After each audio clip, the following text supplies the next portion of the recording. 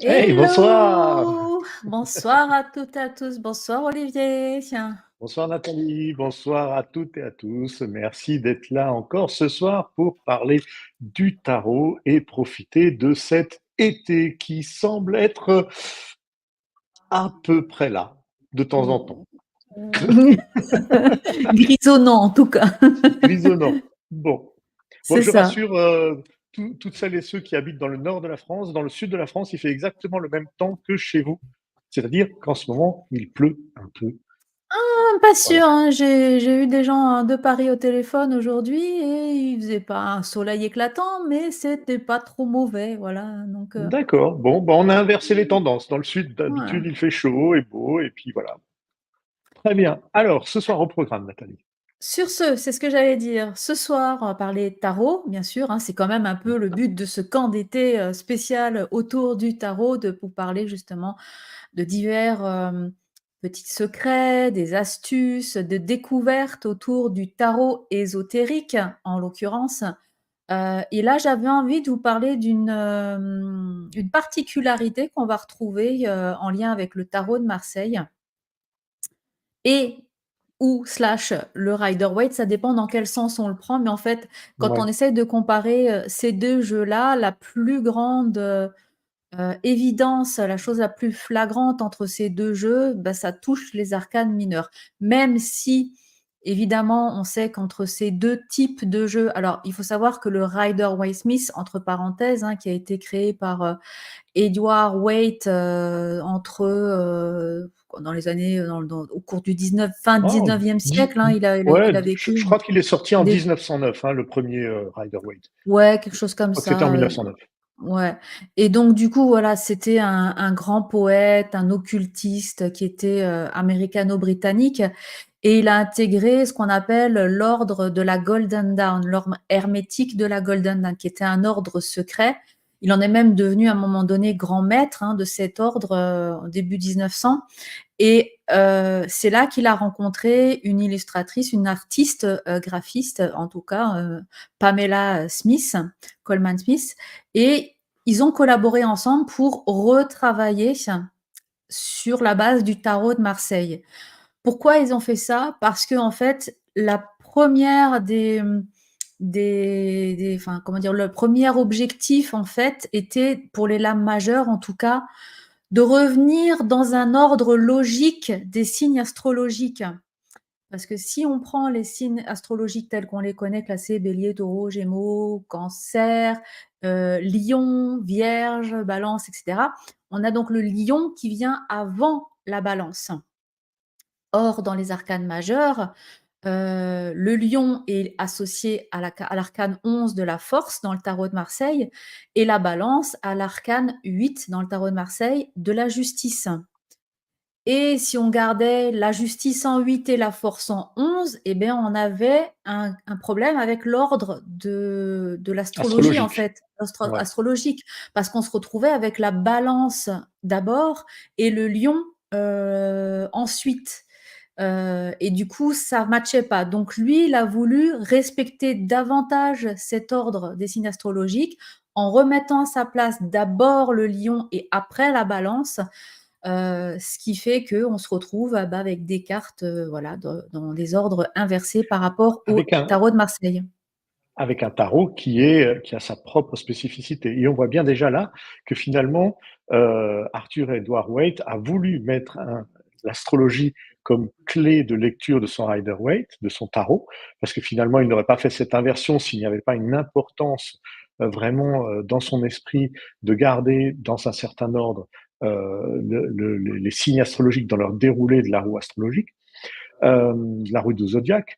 Donc on voit bien qu'il y a eu un processus déjà qui était basé sur l'astrologie et pas sur le symbolisme du tarot de Marseille, qui est déjà plus lié à des choses plus hermétiques, liées plus à l'alchimie, on va dire. Ouais. Alors c'est vrai que cette notion astrologique, elle avait une grande importance pour Rider-Waite, donc pour Arthur Edward Waite. C'est pour ça qu'il a voulu le replacer d'ailleurs dans cet ordre-là. Mais après, il a aussi voulu, bien sûr, y ajouter d'autres symboles ésotériques qui sont un petit peu dispatchés, disséminés dans son tarot. Et il a voulu surtout profiter de l'occasion de pouvoir placer des symboles ésotériques dans des lames qui lui permettaient de jouer en fait. En fait, il avait besoin d'une cour de jeu pour faire ça. Or, vous avez déjà remarqué que les arcanes majeurs du tarot de Marseille sont déjà bien chargés en symboles. Donc, c'était difficile d'aller en rajouter encore une couche sur ces symboles-là sans complètement dénaturer les arcanes majeurs. Du coup, il lui restait les mineurs. Et pour ce faire, eh bien, il a décidé, j'essaye de prendre des mineurs, mais je n'ai pas trié mon jeu, bien sûr, évidemment, hein, j'y ai pas pensé avant. Voilà, la perfection n'est pas n'est pas mienne. Pourtant, hein, la perfection, mais pas trop. Si je prends, par exemple, des lames en lien avec les deniers, j'essaye de retrouver l'équivalent dans le Rider-Waite. Je l'ai pas, c'est pas grave. Si je prends, par exemple, si j'ai peut-être un 2 de denier que j'ai vu passer, ça peut le faire avec le 2. Allez, on y va. Non, même pas, c'est une coupe, c'est pas grave.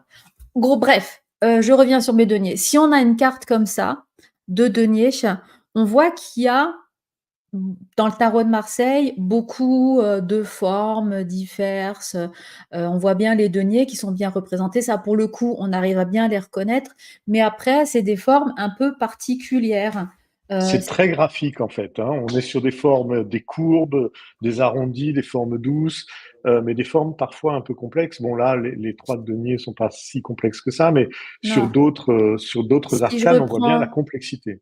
Ouais, si je reprends les coupes, c'est pareil, on reconnaît bien les coupes. Bon, elles sont agrémentées encore avec, de nouveau des petites fleurs, des petites feuilles et cetera dans le tarot de Marseille. Donc là, moi, j'ai une version Grimaud que je vous montre. Quand vous prenez un tarot de Marseille Camoin et cetera, la position, on va dire, grosso modo, est la même, l'iconographie. Les couleurs changent légèrement, même s'il y a encore, certains petits ajouts, on va dire, en termes de fleurs, de pétales et cetera, qui ont un petit peu été modifiés aussi. Par contre, là où ça se complique dans le tarot de Marseille, Ah ouais, si je prends par montre-nous. exemple ici, celui-ci et je fais tout du live, hein, c'est ça. Et donc si je prends par exemple ces 2 arcanes-ci, c'est un peu plus ardu, quoique encore avec la lame numéro 5, c'est bien représenté. On voit bien la différence entre les épées et les bâtons, mais c'est un peu plus complexe quand même de se définir qui est quoi Disons qu'à dans première tout vue, ça. Mmh. à première vue, si tu passes les cartes à un non-initié rapidement, sincèrement, on ne fait pas vraiment la différence entre le 5 de bâton et le 5 d'épée. Il y a On un a peu de vraiment mal à l'impression, repérer la différence, ouais, tout à fait. ouais, ouais. S'il n'y avait pas la cinquième épée au centre, on se serait pas, on n'arriverait pas à différencier les deux. Mmh. C'est vrai qu'il y a ce côté un petit peu, qui complexifie la lecture pour un non-initié, comme tu disais tout à l'heure. Voilà, j'essaye de reprendre Mais ces 2 là. en même Par exemple, il y temps, a c'est une tradition graphique qui est liée au tarot de Marseille. Donc c'est complètement. forcément quelque chose que si on a l'habitude ou si on a envie de pratiquer le tarot de Marseille, on voit bien que ces formes vont se retrouver dans quasiment tous les jeux du tarot de Marseille. Elles vont un peu évoluer, comme tu dis, parfois un bourgeon va être déplacé, on va rajouter quelque chose. Mais en soi, elles vont garder une structure qui est relativement proche Mmh. les unes des autres. Et alors du Donc coup, ça, ouais, vas-y oui, je t'en termine. prie. Non, je voulais dire, alors ça, justement, Rider-Waite, enfin, Arthur Waite, avait envie, a eu certainement envie de simplifier la lecture de ces arcanes et en même temps de transposer d'autres définitions ésotériques à travers ces arcanes mineures. Et c'est bien C'est pour ça ça. qu'il a fait évoluer le jeu du Marseille complètement avec des arcanes mineurs, cette fois-ci, qui Mm. pourraient même être dans le lot des arcanes majeures. Pour certaines, hein, on pourrait même les mettre dans les arcanes majeures, tellement elles sont Mm. bien réalisées avec des personnages et tout ce qu'il faut. Donc, Et je... du coup, quand on regarde, justement, je suis en train de chercher, mais je trouve pas pour l'exemple ce que je voulais vous montrer. Je vais en prendre une au hasard, mais je trouvais pas celle que je voulais vous remonter, bien sûr, comme toujours. Quand on prend justement les arcanes mineurs du Waite, ce qui est intéressant, c'est qu'on va sortir de cette représentation traditionnelle de cette iconographie du tarot de Marseille qui peut amener à confusion quand on connaît pas ou qu'on maîtrise pas vraiment le tarot de Marseille. Donc je parle vraiment du tarot de Marseille puisque le Rider-Waite n'est pas un tarot de Marseille. C'est un tarot, certes, mais pas de Marseille. Il n'a pas cette appellation-là. Parce qu'il faut vraiment respecter un certain cahier des charges, comme on dit, hein, notamment avec cette iconographie-là dans les mineurs, pour pouvoir porter cette appellation. Et donc, sur ce tarot, Waite a rajouté vraiment des petites scénettes. On voit par exemple ici les bâtons, beaucoup plus imagés que ce qu'on pourrait voir sur les lames mineures. Donc là, je suis en train de vous monter un peu la série des bâtons. Et on voit que c'est nettement plus simple, finalement, quand on veut aller travailler. J'avais un 5 de bâton qui traînait tout à l'heure, je ne l'ai plus. Quand on veut travailler avec les arcanes mineurs, d'avoir par exemple des bâtons comme ça plutôt que des bâtons comme ça. Bon, c'est pas les mêmes, c'est pas la même, c'est la 5 et la 6, mais c'est surtout pour vous montrer la différence de représentation d'iconographie. Et du coup, dans ce jeu-là, eh ben, le fait de recréer, de redessiner les mineurs, ça lui a laissé ce fameux espace dont je parlais tout à l'heure pour aller incruster discrètement quelque part quelques notions ésotériques, encore quelques secrets comme ça qui sont disséminés de ci et de là pour pouvoir eh bien s'approprier davantage aussi cette version du tarot avec cette vision ésotérique qu'il avait pu en avoir, puisque comme c'était un occultiste au sein même de cette Golden Dawn, il avait forcément besoin, même j'allais au-delà d'avoir envie, il avait besoin de transmettre et de faire écho, que son jeu devait faire écho à sa personnalité en fait. Et c'est donc Après, c'est vrai avec que ouais. après, c'est vrai qu'il est beaucoup plus intuitif. Tu montrais des arcanes mineurs du Rider-Waite-Smith, mais par exemple sur les bâtons, on sent intuitivement la pénibilité de certaines arcanes quand tu as le Ouais, c'est ça. porteur de bâton, Mmh. ou alors le fait que tu te reposes en t'appuyant sur un bâton, donc tu es moins dans la pénibilité, tu es plus dans la passivité, la nonchalance. Enfin voilà, intuitivement en regardant l'image du Rider-Waite, de certaines de Rider-Waite, tu es beaucoup plus à même de comprendre ce que l'icône voulait transmettre comme message de base. Bien sûr, derrière, il y a une profondeur de lecture aussi à trouver. Ça, c'est la première lecture qui nous aborde par l'imagerie, mais c'est une première lecture qui peut déjà servir à s'accaparer et à Mmh. maîtriser l'outil Rider-Waite-Smith, alors que le tarot de Marseille, il faut une pratique et une dextérité un peu plus ardue. Pas que le jeu soit plus compliqué, mais il est plus difficile à lire, c'est tout. La lecture est plus difficile. Ouais, c'est ça, c'est exactement ça. Et si je prends par exemple, cette carte-là, donc pour continuer sur cette vision ésotérique, hein, finalement qu'avait Waite pour son jeu, il a aussi décidé, je ne sais pas si j'ai l'équivalent ici, dans le Marseille, de le retrouver vite fait. Normalement, je pourrais vite le récupérer. Il a décidé aussi de trouver un équivalent, vous savez, entre les deniers dans le tarot de Marseille et sa propre vision finalement du denier. Parce Mmh. que le denier, ça ramène vraiment à la matière, à la terre. Et donc du coup, on a un as de denier comme ça dans le tarot de Marseille. Et lui, pour garder cette vision ésotérique, eh bien, il l'a remplacé par des pentacles. Alors, on a l'impression qu'ils sont dessinés aussi peut-être sur une pièce, comme si c'était une monnaie un peu secrète, voilà, qui pouvait être utilisée. En tout cas, On n'a pas la notion de denier dans le Rider-Waite, mais on a bien cette notion de pentacle qui apparaît, qui laisse encore une fois transparaître eh bien, cette envie ou ce besoin qu'avait Waite de partager cette notion cachée sur les secrets ou sur l'occultisme qu'il affectionnait tout particulièrement. En fait, on resacralise le tarot par l'intermédiaire du Waite, parce que le denier, oui, tu dis c'est très terrestre, mais c'est lié à l'argent, c'est lié finalement à l'aspect financier. Ouais, les richesses On est matérielles, les possessions, exactement. voilà, tout Donc ça. on est aussi dans une notion de péché d'un point de vue de la richesse, l'avarice, des choses comme ça. Alors que le pentacle, on est vraiment dans une notion ésotérique, Tout à et fait, donc on revient vers le spirituel, on resacralise une aussi. partie du tarot.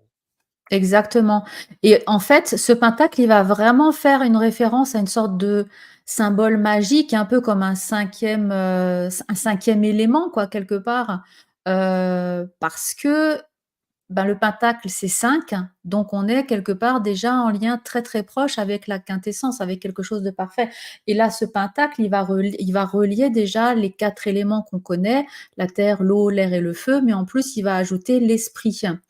Hein, l'éther et du coup, tout ça, il a voulu ces 5 éléments-là qui sont représentés par les 5 pointes du pentacle, il a voulu aussi, les englober dans un tout. C'est-à-dire les expliquer que ces 5 éléments-là, on peut les avoir dans le macrocosme, c'est-à-dire dans l'univers et cetera, mais aussi à l'intérieur de nous, dans le microcosme et c'est pour ça qu'il a mis finalement un cercle, autour de ce pentagramme-là, de ce pentacle, parce qu'il voulait dessiner, il voulait figurer ce macrocosme ou ce microcosme et ce pentacle justement qu'on voit ici, c'est vraiment un des symboles qui est hyper puissant dans la tradition occulte ou ésotérique.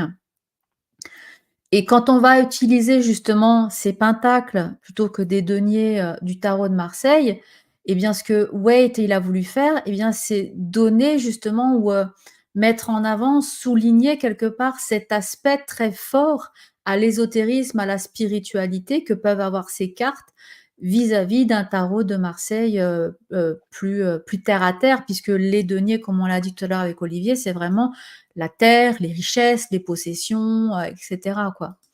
Du Et coup, moi, ce je voulais choix ouais, juste vas-y? ajouter une petite chose sur le denier que tu montrais, si tu pouvais le remontrer. En préparant un peu l'émission tout à l'heure, je suis tombé sur le blog. Alors, j'ai plus son nom, malheureusement, j'essaierai de le mettre en lien. Un très bon blog anglais d'une tarologue qui est spécialisée. Non, c'est les pentacles, pardon, que je voulais te demander de montrer, l'as de pentacle. D'une tarologue anglaise qui utilise le Rider-Waite et qui expliquait que finalement, c'est à peu près exactement ce que tu dis. Il a voulu englober le pentacle et les 5 éléments à travers cette imagerie, mais il a aussi voulu en fait créer un clin d'œil sur la Golden Dawn, l'aube Mmh. dorée, en créant un soleil en fait, une sorte de soleil qui serait la quintessence de tout ce que la spiritualité de son ordre pouvait amener. Et donc Mmh. on a une représentation secrète de l'aube dorée à travers ce soleil jaune qui serait finalement le soleil naissant. Voilà. C'est ça, c'est exactement ça. Alors si je reviens un petit peu, dans les arcanes mineurs du tarot de Marseille, c'est vrai comme on l'a vu que alors on a vu que les coupes et les deniers sont assez faciles à repérer, hein, pour quelqu'un qui démarre et qui connaît pas le tarot. C'est plus compliqué en ce qu'il en est pour, les bâtons et les épées. Alors je vais peut-être vous donner tout de suite une petite astuce, hein, si vous avez du mal à retenir entre les 2.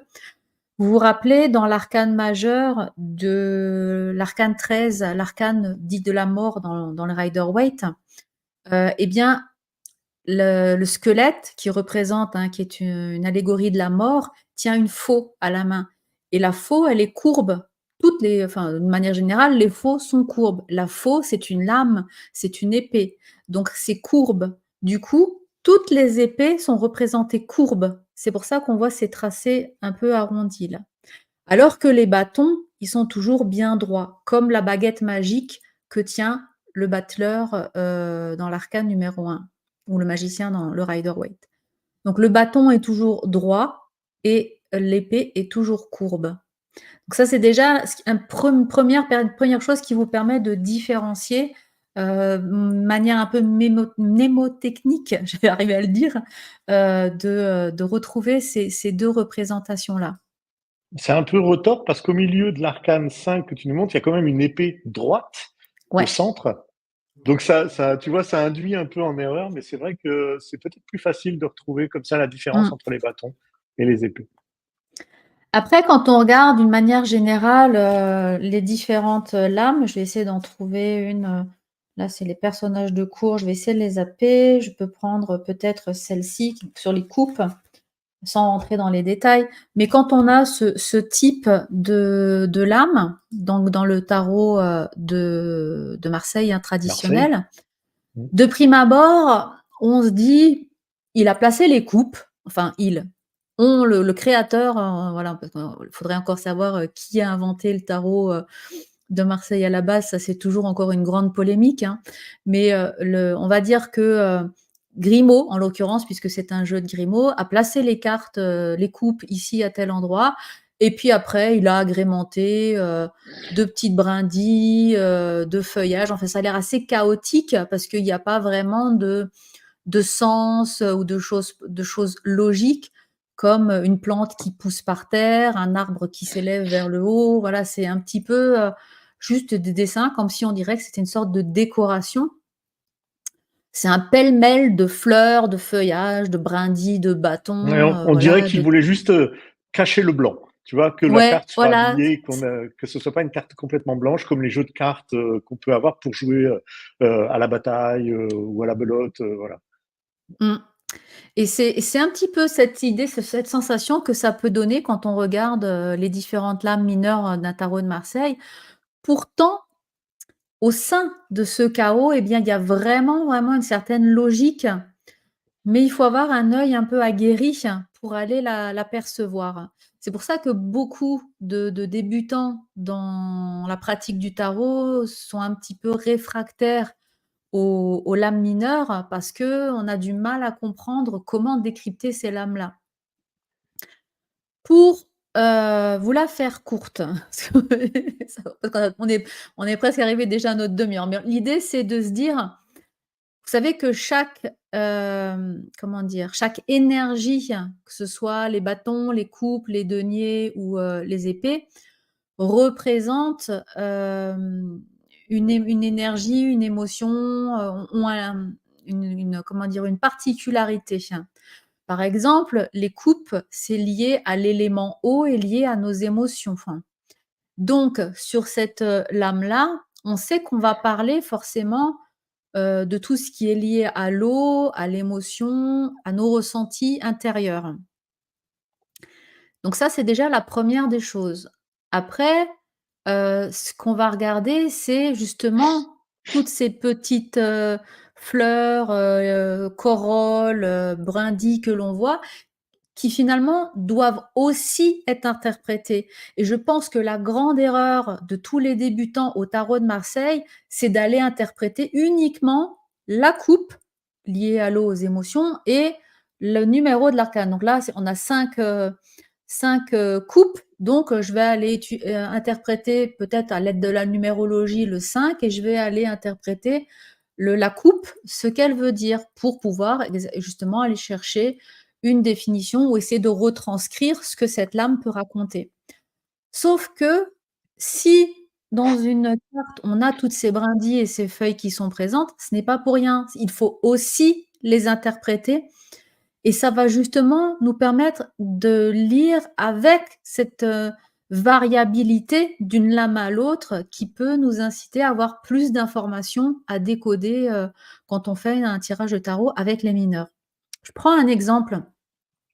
Quand je suis dans la formation avec, mes académiciennes, je leur dis toujours: «Mettez-vous dans la peau d'un fleuriste». Quand il va créer un bouquet, il va aller prendre des fleurs, plus ou moins longues, avec des grandes tiges, des petites tiges, avec, plus ou moins de feuilles, plus ou moins chargées en feuilles, plus ou moins avec des feuilles plus ou moins grandes, avec certaines fleurs encore en bourgeons fermées, d'autres ouvertes et tout ça, c'est ce qui va composer son bouquet et finalement, il faut voir un petit peu ce graphisme de la même manière. Mais cette interprétation-là doit rester teintée de la couleur, j'ai envie de dire, ou de l'énergie de la carte.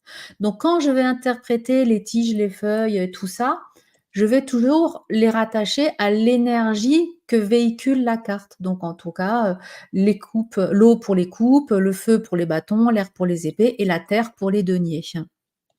Donc quand on voit, par exemple, ici, on a, quand même des tiges qui sont assez présentes, hein, des grandes tiges ici. On a des petites tiges qui poussent là. Enfin, il y en a quand même quelques-unes, comme si elles prenaient racine aussi et qu'elles se développaient, à travers, les coupes là pour se rejoindre au centre de la carte. Ça veut dire que la tige dans une plante, à quoi ça sert?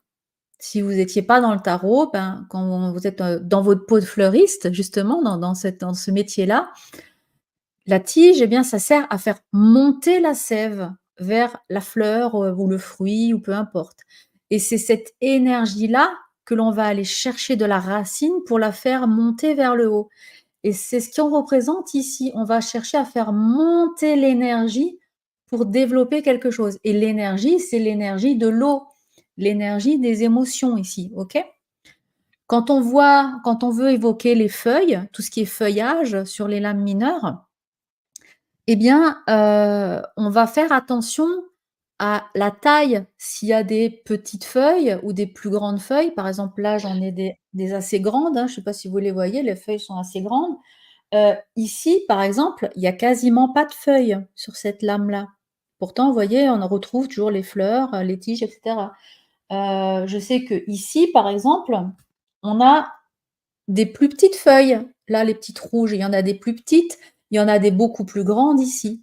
Eh bien, ces différentes feuilles aussi ont une importance parce que la feuille, il faut la voir comme une sorte de réservoir d'énergie. C'est ce qui va emmagasiner l'énergie véhiculée par la carte. Ça veut dire qu'à un moment donné, quand ici ma tige évolue, pour faire monter l'énergie, on va en stocker un petit peu, mais ça va nous permettre de relancer, une pousse pour accéder à une réserve d'énergie plus grande. Ça veut dire que quelque part, avec cette carte-là, on va avoir des émotions qui vont arriver par paliers. D'abord un petit peu et encore plus pour finalement se libérer. Vous voyez, il y a une notion graduelle de libération de l'énergie de la carte. En l'occurrence, ici, c'est l'eau, les émotions. Et donc, on est toujours dans cette notion d'interpréter ce qu'on va retrouver comme iconographie sur ces trucs. Après, il y a, les bourgeons. Alors ici, les bourgeons, bah, typiquement, il y en a pas. Sur cette lama, il y a pas de bourgeons. Le bourgeon, c'est quoi? Quand il y a un bourgeon, c'est quelque chose qui va éclore. C'est ce qui va symboliser une naissance à venir. C'est une promesse de renouveau, c'est un petit peu ce qui va nous parler de l'espoir à venir et cetera, comme une naissance. Ça peut être le début d'un projet ou des choses comme ça et quand on va aller relier ça à l'énergie de l'espoir, enfin l'énergie de la carte, comme l'eau par exemple, peut-être qu'un bourgeon sur une lame qu'on peut voir, où est-ce qu'il y a un bourgeon? Hop, j'en vois pas ici. Si je trouve une lame avec un bourgeon, bon peu importe, heu, on peut essayer de penser que quelque part lié à l'eau, ça va nous amener une sorte, d'espoir de renouveau, voilà, dans notre vie, de nouvelles émotions qui vont arriver, de nouveaux espoirs, quelque chose qui va se réorganiser en nous.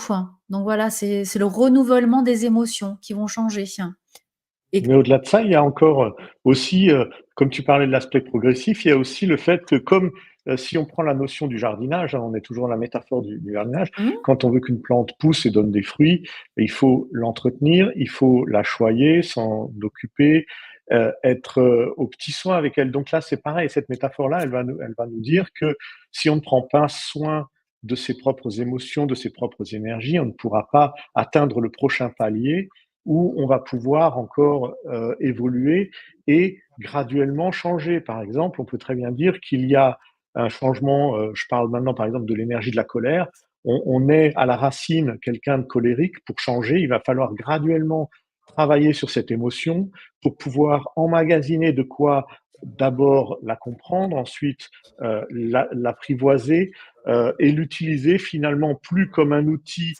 qui va être dégradant pour nous, mais plutôt comme une énergie qui va nous permettre de nous propulser vers autre chose. Par exemple, le développement de nouveaux projets. Mmh. Donc, c'est intéressant de voir cette progressivité, ces paliers-là.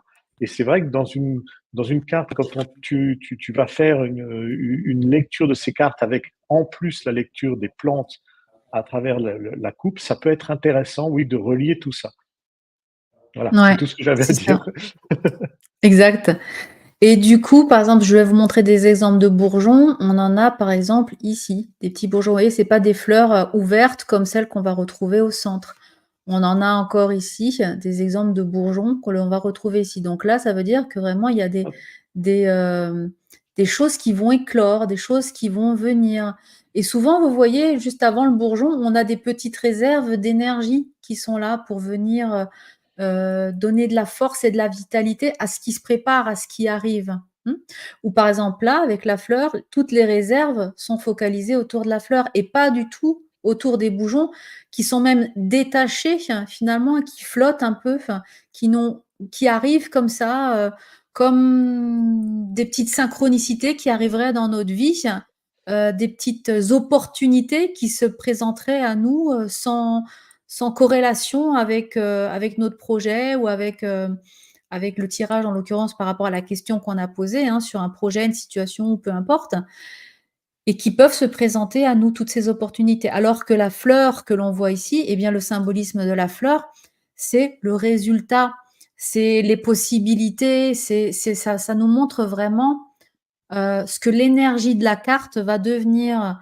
Quand on était dans les coupes, par exemple, et qu'on voyait, par exemple, celle-ci, ben, en termes de fleurs, il y en a pas tant que ça, hein, donc on est plutôt sur des réserves d'énergie, voilà, où on essaye de mettre des choses en avant pour pouvoir continuer à grandir et à avancer parce qu'on voit qu'il y a les tiges qui continuent à pousser, jusqu'en haut, donc c'est comme si à chaque fois, sur notre chemin de progression, on avait besoin de récupérer un peu d'énergie pour continuer à avancer. Ce qui n'est pas le cas Donc, on est sur vraiment toutes les lames. sur une carte étape, là. On est vraiment sur une carte étape qui te dit ce que tu vas vivre à travers cette carte, ça ne va pas se concrétiser, mais ça va permettre de te reconstruire et de canaliser des choses qui vont te permettre d'avancer plus tard sur d'autres éléments. Donc, Mmh, c'est ça que tu essaies de nous dire. C'est que c'est pas une ouais. carte de finalité. Oui, sur ce type d'exemple-là, oui, quand Et on sur a ce des tableau. réserves comme ça, Mmh. c'est, plutôt des choses qui vont nous amener d'étape à étape, ouais, tout à fait. Mais tu vois, si tu me permets juste de digresser Oui, je pendant t'en une prie. minute là, moi ce qui m'intéresse par rapport à ce qu'on a commencé à dire par rapport au Rider-Waite, c'est que tu vois, moi j'ai l'impression vraiment que c'est cette notion trop technique dans le tarot de Marseille qui a permis finalement au Rider-Waite de se démocratiser beaucoup plus ouvertement. En plus, Arthur Edward Waite a écrit plein de bouquins pour Ouais, accompagner énormément. son Mmh. jeu. Ce qui n'était pas forcément le cas à l'époque pour le tarot de Marseille, qui était plus quelque chose qui se transmettait un peu sous le manteau. Et quand je dis sous le manteau, c'était pas une honte ou quelque chose, c'est que c'était pas encore une fois par rapport à des initiés. Le Rider-Waite, on a voulu tout de suite le démocratiser et le faire se diffuser Mmh. dans la culture. D'ailleurs, c'est pour ça que le Rider-Waite est entré dans la pop culture. Hein. Même en France, quand on regarde dans le rayon d'apprentissage du tarot, beaucoup d'auteurs français et françaises font des livres d'apprentissage qui se basent Ouais. uniquement sur le Rider-Waite-Smith. Alors, je suis désolé, je fais un peu mon chauviniste, hein, mais c'est vrai qu'on est en France, bordel. On pourrait travailler sur le tarot de Marseille. On peut parler du Rider-Waite, mais c'est vrai que ce manque de culture et d'apport de connaissances sur le tarot de Marseille, qui a perduré pendant peut-être plus de 50 ans à partir du Rider-Waite, a peut-être aussi créé ce décalage où le Rider-Waite a pris sa place, s'est imposé et est devenu le véritable tarot mondial aujourd'hui. Et le tarot de Marseille est devenu un peu le petit frère, alors qu'à la base, il était plutôt le grand frère. Mmh. Mais bon, les choses ont tendance à changer, puisqu'aujourd'hui, on trouve quand même pas mal de littérature sur le tarot de Marseille, de la bonne littérature, qui nous permet de mieux comprendre les arcanes mineures qui, encore une fois, quand on les regarde comme ça, sans avoir les clés de décodage, elles sont horribles. dans le sens où elles sont hyper complexes à définir Ben, et à comprendre. quand on voit une carte comme ça, on comprend bien que quelque part, il va falloir jongler entre deux possibilités, quoi. C'est très explicite, beaucoup plus que je l'ai pas sous la main si elle est là, beaucoup plus que celle-ci. Voilà. On Oui. comprend beaucoup mieux cette scénette que cette représentation-là, quoi. Voilà. Et en plus, il y a l'anneau de Moebius, donc on sait que c'est cyclique, que c'est quelque chose qui reviendra tout le temps. Le fait d'être sur un pied, de danser sur un pied, on est sur la métaphore toujours du déséquilibre, tu vois, de trouver Mmh. son équilibre en fait. Alors on essaye de le retrouver aussi ici, hein, en bleu, il est pas complètement Ouais. dessiné, mais voilà, on va s'y retrouver un petit peu dans les lames. C'est vrai que c'est vraiment des représentations qui sont, très différentes. J'en ai d'autres qui sont très parlantes aussi. Bon, je vais pas le but, c'était pas de vous montrer toutes les cartes parce que je pense que la plupart d'entre vous, vous connaissiez, un peu les arcanes, du Waite. J'aurais pu axer cette émission, hein, comme tu disais peut-être, en début de live, Olivier, on aurait pu axer cette émission justement à vous parler des lames du Rider-Waite, mais je pense qu'elles sont suffisamment parlantes. Alors moi, je voulais Et puis plutôt je pense que axer tout le monde les justement connaît. Je veux ouais, dire, encore une fois, les débutants, débutantes et débutants vont généralement très facilement vers le weight parce qu'il est mmh, moins affreux. Hein, tu le dis toi-même dans certaines de tes interviews, ça a été difficile même pour toi au tout début de travailler avec le ouais, tarot de Marseille mmh, parce que l'iconographie est vieillotte. Quand tu vas sur des anciens jeux du tarot, en plus les couleurs sont passées, délavées, sont pas terribles. Le weight te donne envie. C'est un beau jeu, c'est mmh, un de beaux dessins. Franchement, Pamela Colman-Fils a fait un boulot remarquable là-dessus. Donc, c'est bien que les débutants s'initient sur ce genre de jeu et c'est très bien. Mais mmh, c'est vrai qu'il faut avoir une connaissance sur les deux jeux pour vraiment exploiter la totalité du concept. C'est d'ailleurs ce que nous disait une de nos académiciennes il y a quelques lives de ça sur le tarot Marseille Waite. On a essayé de faire ce mélange-là, même si pour moi ça prend pas vraiment. On sent qu'il y a vraiment une sorte de ouais, différence de culture mmh. entre les deux. Mais c'était déjà une bonne avancée, on va dire. C'est un petit peu déjà le ouais, l'idée était pas mauvaise, mais bah, voilà, c'est un peu comme tout, il y a des gens qui préfèrent regarder les films, en VO pour être sûr d'être plus proche de l'original et il y en a d'autres qui, Ouais, regardent, il faut les tout pour faire un versions, monde. voilà, les versions traduites en français et cetera et cetera. Donc il faut tout pour faire un monde. Il y a toujours des fans du tarot de Marseille, d'autres du Rider-Waite. J'ai lâché ma carte, donc je vais disparaître 2 secondes pour la récupérer. Mais en fait, T'en voilà, prie. il y a un camp pour tout et je pense que, ben, voilà, après c'est à chacun de se faire son opinion pour trouver, le tarot qui nous parle. Moi, c'est vrai qu'au début, comme tu le disais, j'avais beaucoup de mal avec, le tarot de Marseille, mais depuis que j'ai étudié de plus près justement, à comprendre, aller plus loin justement dans la compréhension des lames mineures, et de savoir vraiment que chaque dessin, chaque élément qui est placé sur une carte doit vraiment être interprété. S'il y a une petite fleur, s'il y a un truc, c'est pas pour rien, c'est qu'il y a une raison. On fait rien pour rien dans le tarot, quoi. Et donc du coup, quand on a compris ça et qu'on rentre justement dans cette représentation ésotérique, eh bien les lames mineures, elles deviennent très agréables à lire.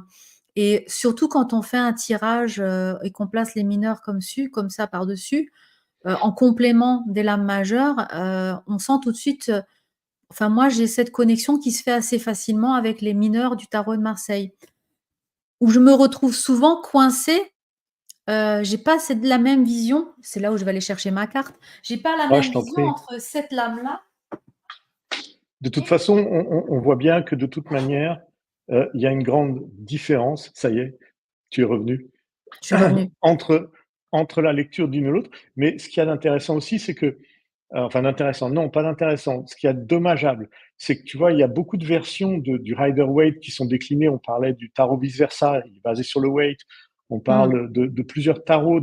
La plupart des tarots revisités, que ce soit le tarot des chats, le tarot des fées, des sorcières, va souvent prendre le Rider-Waite comme référence et C'est faire toutes ses normal, cartes sur ça. c'est Non, normal, je trouve c'est pas que le c'est normal. On tarot devrait le pouvoir plus vendu revisiter. au monde. Ouais, c'est le Oui, plus d'accord. vendu au monde. Donc Mais forcément, on devrait tu pouvoir prends revisiter le tarot de tu Marseille. prends tu prends la re ouais, la comment dire? Tu prends la référence en termes de Oui, pratique de tarot. Moi, je dirais malheureusement, c'est pas le tarot Cocorico, tarot de Marseille, mais c'est le Rider-Waite qui est, voilà. Après, on a tous des affinités avec l'un ou avec l'autre, peu importe. Les deux se valent en fait. C'est à Mm. chacun de trouver sa connexion avec son jeu. Et je disais que moi, quand je fais des tirages, au début, j'utilisais le Waite. J'étais très vite enfermée par la scène parce que justement, je ne faisais plus travailler mon imagination, mon intuition avec ça. Quand j'ai une carte où on me montre un bonhomme comme ça qui essaye de porter ses 10 bâtons et qui galère comme un pauvre penaud à essayer d'arriver jusqu'au village là-bas et qu'on se demande quelle tête il va avoir en arrivant, qu'on sent bien la pénibilité de la tâche ici, voilà, j'étais un peu enfermée dans cette définition-là, alors qu'avec une carte comme ça, j'ai aussi cette pénibilité parce que pour arriver à franchir, ce mur de bâton, on sent qu'on va bien galérer aussi à traverser ce mur-là. Mais on nous indique aussi qu'on va y arriver parce qu'on a des réserves d'énergie. Vous voyez les petites feuilles qui sont là? Qui vont venir à mi-parcours, puisqu'on arrive au milieu de la carte à trouver ces feuilles-là, on arrive à mi-parcours à nous injecter de l'énergie. Donc, on va nous permettre de traverser cette difficulté-là. C'est comme lui qui nous dit qu'une fois arrivé au village, que l'on peut apercevoir, hein, au fond de la carte, vous voyez une espèce de maisonnée, voilà, comme s'il y a un petit village, qui nous dit qu'une fois arrivé au bout, justement, il y a pas sa famille qui l'attend pour venir l'aider à porter son fardeau et cetera. Enfin, moi, j'essaye toujours de me projeter comme on l'a fait avec le vice versa, hein, me projeter dans la carte et imaginer aller plus loin et cetera. Et du coup, je pense que dans mon ressenti personnel, avec cette lame-là, je laisse plus de place à mon imagination quand je sais, ce que représente chaque symbole, qu'avec, cette représentation-là qui est un petit peu, trop guidée, en fait. C'est comme si on me prenait par la main pour me dire ce que je devais dire ou ressentir. Donc moi, je le perçois comme ça. Mais après, c'est à chacun justement d'aller chercher, son propre ressenti par rapport à l'utilisation du tarot. Et moi, je voudrais quand même vous questionner, c'est-à-dire que mettez dans les commentaires quel est le tarot que vous utilisez, ou est-ce que votre pratique du tarot a évolué? Est-ce que vous avez commencé avec le tarot de Marseille ou avec le Waite et puis vous avez changé? Est-ce que vous avez des préférences? Est-ce que vous utilisez un tarot ou l'autre pour des domaines en particulier? Parce que je sais aussi qu'il y a des personnes qui, par exemple, pour questionner sur certains domaines, sont plus à l'aise avec l'un ou l'autre des tarots parce que ça leur parle plus. N'hésitez pas à laisser en commentaire aussi ce que vous faites dans votre pratique tous les jours quand vous utilisez vos jeux préférés. Ce serait Mmh. intéressant de voir, pour faire un petit bilan, voir si la tendance est toujours plus tournée vers le weight ou si au fur et à mesure les Bah, gens changent un peu. il y a juste Alexandra qui nous dit, «Moi, je n'avais pas compris quand et comment utiliser les mineurs». Est-ce que tu as compris ou pas entre-temps, Alexandra? Mais si je veux essayer de résumer, les lames majeures sur ton chemin de vie, on va dire, hein, on peut appeler ça comme ça, ou ta destinée ou l'avenir, tu peux l'appelles un peu comme tu veux. Les lames majeures, c'est ce qui va permettre de définir les gros jalons. Imagine que tu as comme une rivière à traverser, tu sais? Et souvent, tu peux déjà voir dans les films ou dans certains dessins animés, le personnage qui saute de pierre en pierre, des grosses pierres, pour traverser justement le fleuve. Les arcanes majeures, ce sont ces grosses pierres. Ce sont des étapes immuables dans ta vie, des choses bien ancrées qui ne changent pas. C'est des étapes, des grands jalons qui sont, les jalons remarquables qui sont présents dans ta vie. Et quand tu vas utiliser les lames mineures, eh bien, ça va venir combler ces espaces vides entre les gros jalons, entre les grosses pierres. Les lames mineures, c'est les petits détails de comment j'arrive d'une grande étape à une autre. Grande étape, exemple numéro un. Mon premier boulot dans la vie. J'ai fini mes études. Est-ce que je vais dû trouver un job demain? Grande étape, c'est l'entrée dans la vie professionnelle. Première, donc là, c'est vraiment les lames majeures, pardon, qui vont pouvoir te dire comment va être ce premier job, comment ça va matcher, comment tu peux le faire avec les mineurs, mais c'est trop proche, c'est trop gravillonneux, tu vois. C'est plus fin comme travail avec les lames mineures. Et du coup, une fois que tu as déterminé ce gros jalon, pour savoir les petits détails de cette réalisation-là, tu peux travailler avec les mineurs par la suite pour venir combler les vides de ce que tu n'as pas pu répondre avec les lames majeures. Les lames majeures, moi, je les utilise beaucoup en consultation parce que ça permet d'aller dans les grandes tendances. Et quand le consultant ou la consultante a une pression très précise, qu'elle veut savoir exactement le quand, le où, le pourquoi, le comment et de manière très fine, là, je vais aller sortir les lames mineures parce que là, je vais avoir beaucoup plus de détails. C'est quelque chose de beaucoup plus fin comme perception avec les mineurs. On est beaucoup plus proche de la réalisation, d'expliquer le comment ça va se passer ou comment le faire en termes de conseils avec les lames mineures qu'avec les lames majeures. Voilà un petit peu, ça c'est ma manière de travailler et il y en a plusieurs qui existent. Donc j'espère que, en tout cas, Alexandra, ça aura pu répondre à ta question. Enfin, Bon, on a Céline quand même qui nous dit que grande préférence pour le weight. Je vois, attends, j'affiche. ouais, Grande préférence pour le weight que je trouve plus simple à interpréter de manière intuitive. Donc on voit vraiment que le weight reste quand même la valeur sûre. Qu'est-ce qu'on a encore? Delphine qui nous dit, pour le moment j'essaie de m'y retrouver avec les tarots type Rider-Waite, tu vois, et mmh, on est vraiment sur cette tendance-là. Hop, je rejoins Olivier. Il serait bien que quelqu'un fasse une revisite du Tarot de Marseille. Merci ouais, beaucoup. Moi, je mmh, pense que c'est nécessaire parce que ouais, c'est vrai que les cartes sont particulières. C'est vrai qu'il faut garder peut-être la structure parce que c'est le codage même de l'arcane mineur qui est généré de cette manière. Mais je pense que il y a une touche de modernisme, une touche de retravail de la lecture, de l'imagerie qui est à faire. Peut-être pas sur les bourgeons, les choses comme ça, mais lui donner un côté plus contemporain, plus actuel, plus moderne, ce qui pourrait aussi permettre d'avoir une image moins rebutante au premier abord quand quelqu'un a envie de mmh. s'essayer au tarot et de se dire non, mais, voilà, j'ai plus de 70 cartes, il y en a 50 de moches, quoi. Qu'est-ce que, tu vois, c'est un peu le truc comme ça. Si je dis les choses un peu brutalement, mais c'est à peu près ça. Donc voilà, ouais, je pense qu'il faudrait s'y mettre. Ouais, ben voilà, il y aurait un beau boulot à faire. C'est vrai que ça demanderait beaucoup de réflexion aussi parce que, en tout cas, moi j'ai déjà pensé à faire un tel travail, mais je suis très attachée à la valeur, symbolique, ésotérique de ce que chaque carte représente. Donc partir si je devais refaire un tarot, je voudrais garder cette représentation des coupes, des bâtons, des épées pour ne pas être dans les dessins, comme ça vraiment, de Mmh. scénettes du quotidien. Mais je voudrais amener en même temps quelque chose de plus simple qui nous permet à tous de comprendre ce que la lame veut dire quand on voit, une dizaine de bâtons, posés, croisés comme ça, les uns avec les autres, voilà. Ouais, Donc c'est pas ouais. un travail facile et ça demande, beaucoup de réflexion et voilà, pour pas dénaturer non plus complètement, le tarot de Marseille. Voilà pour Bah, écoute, aujourd'hui. J'espère que je ça vous pense a que c'était pas plu. mal. Ce voyage dans les lames mineures pour démarrer, voilà, dans ce camp d'été, 2024. Comme toujours, n'oubliez pas, vous savez que si vous avez envie d'aller, retrouver, ma vision du tarot ésotérique, eh bien, vous pouvez nous rejoindre au sein de la Tarot Academy avec un code promo qu'on vous propose tout au long de ce camp d'été, n'est-ce pas Olivier?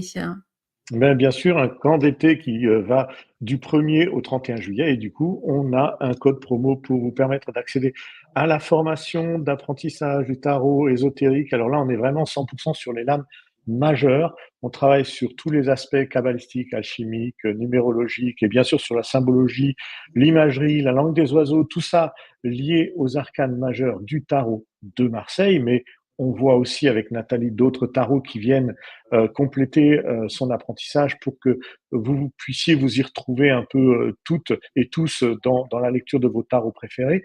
20% de code promo tout le mois avec le code Académie 20.